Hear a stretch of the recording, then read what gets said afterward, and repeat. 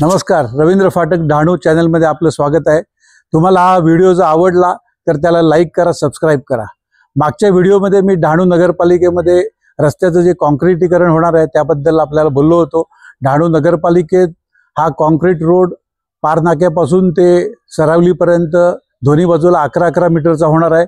त्या पुढील रोडमध्ये थोडं अपडेट आलेलं आहे।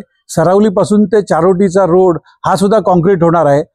त्या रोडपेक्षा दोन्ही बाजूला 1.5 मीटर हा काँक्रीट रोड वाढणार आहे।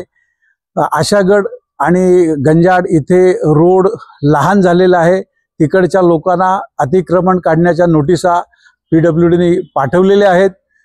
त्यानंतर पुढे जाऊन एक 3.5 किलोमीटरचा पॅच हा फॉरेस्ट असल्यामुळे तिथे फक्त काँक्रिटिंग होणार नाहीये।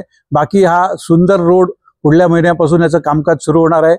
त्याचबरोबर रेल्वेचा जो ब्रिज आहे त्या ब्रिज मोठा होणं आवश्यक आहे। त्यासाठी मी आज रेल्वेच्या अधिकाऱ्यांना भेटून आलो, त्यांच्याशी चर्चा केली।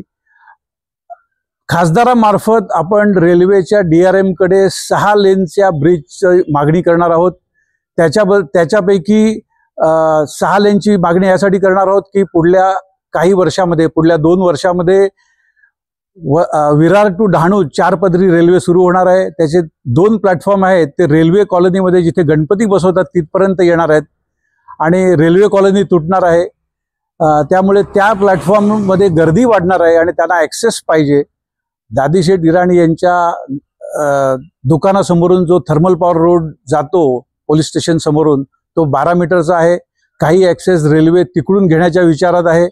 तर अशा ह्या सर्व गर्दीला अकोमोडेट करण्यासाठी रेल्वे पोलीस स्टेशन पासून ते त्या ब्रिजला ब्रिज एक कनेक्ट करता होईल का याची शक्यता बघायला सांगणार आहे।